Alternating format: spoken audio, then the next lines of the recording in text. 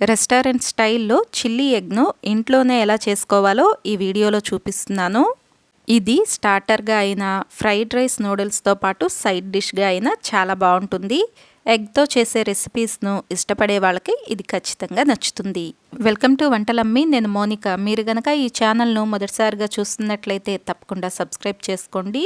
ఈ egg chilli చేసుకోవటానికి ముందుగా 6 కోడిగుడ్లను తీసుకుని పగలకొట్టి ఈ మొత్తాన్ని ఒక గిన్నెలోకి తీసుకోండి.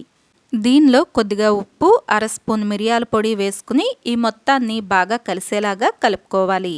ఈ కోడిగుడ్లు మొత్తాన్ని ఫోర్క్తో కానీ స్పూన్తో కానీ బాగా కలిసేలాగా 2-3 నిమిషాల పాటు కలుపుకోవాలి. ఇవి బాగా కలిసి నురగ రావటం మొదలవ్వాలి. అలా వచ్చినప్పుడు స్టవ్ పైన ప్యాన్ పెట్టుకుని దీనిలోకి 2 స్పూన్ల నూనెను వేసుకోండి. నూనె కాస్త వేడెక్కిన తర్వాత మనం ముందుగానే కలిపి పెట్టుకున్న కోడిగుడ్ల మిశ్రమాన్ని దీనిలోకి వేసుకోండి.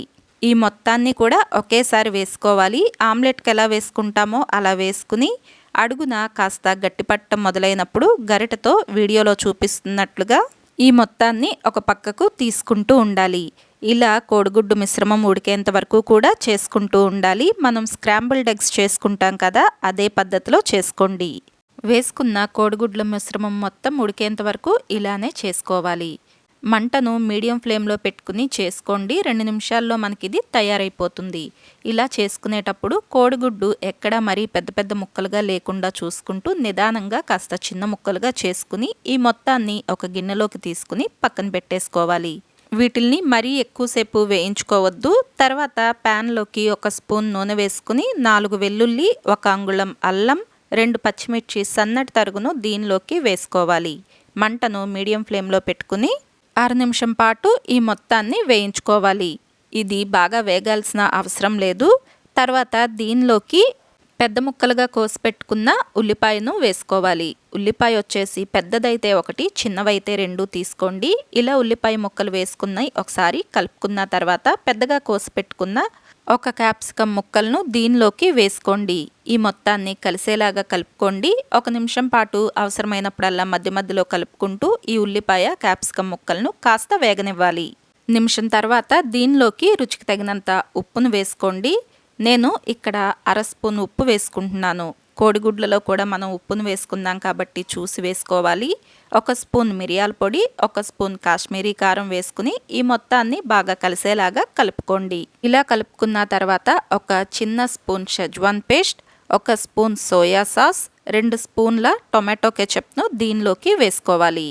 వేసుకున్న ఈ మొత్తాన్ని బాగా కలిసేలాగా ఒకసారి కలుపుకోండి. మనం వేసుకున్న మొత్తం ముక్కలకు బాగా పట్టేలాగా చూడండి. తర్వాత దీనిలోకి 1 అర గ్లాస్ వరకు నీళ్లను వేసుకోవాలి. ఇలా నీళ్లను వేసుకున్న తర్వాత మరొకసారి మొత్తం కలిసేలాగా కలుపుకోండి. ఇలా నీళ్లు వేసుకోవటం వలన వేసుకున్నవన్నీ వీటికి పట్టడంతో పాటు మనం వేసుకున్న కూరగాయ ముక్కలు కూడా మంచిగా ఉడుకుతాయి. ఇలా నీళ్లు వేసుకున్న తర్వాత మంటను మీడియం ఫ్లేమ్లో పెట్టుకుని వేసుకున్న నీళ్లు మొత్తం మిగిరి మళ్ళీ దగ్గర పడేంత వరకు ఇలా కలుపుకుంటూ ఉండండి. ఇలా దగ్గర పడినప్పుడు మనం ముందుగానే వండి పక్కన పెట్టుకున్న కోడిగుడ్ల ముక్కలను దీనిలోకి వేసుకోండి. ఈ మొత్తాన్ని బాగా కలిసేలాగా కలుపుకోండి. అలాగే ఎక్కడైనా కోడిగుడ్డు ముక్కలు మరీ పెద్దగా ఉంటే నిదానంగా గరిటెతో కాస్త చిన్న ముక్కలుగా చేసుకోండి. ఈ కోడిగుడ్లకు కూడా వేసుకున్న మొత్తం బాగా పట్టేలాగా 1 నిమిషం పాటు మధ్య మధ్యలో కలుపుకుంటూ ఉడికించుకోండి. అంతేనండి, ఎంతో తేలిగ్గా రెస్టారెంట్ స్టైల్లో మనకు ఎగ్ చిల్లీ ఇంట్లోనే తయారైపోతుంది. మరి ఈ ఎగ్ చిల్లీ తయారీ విధానం మీకు నచ్చిందా? అయితే తప్పకుండా వీడియోని లైక్ చేయండి, షేర్ చేయండి. మీకు ఎలా అనిపించిందో కమెంట్ చేయండి. Thank you for watching.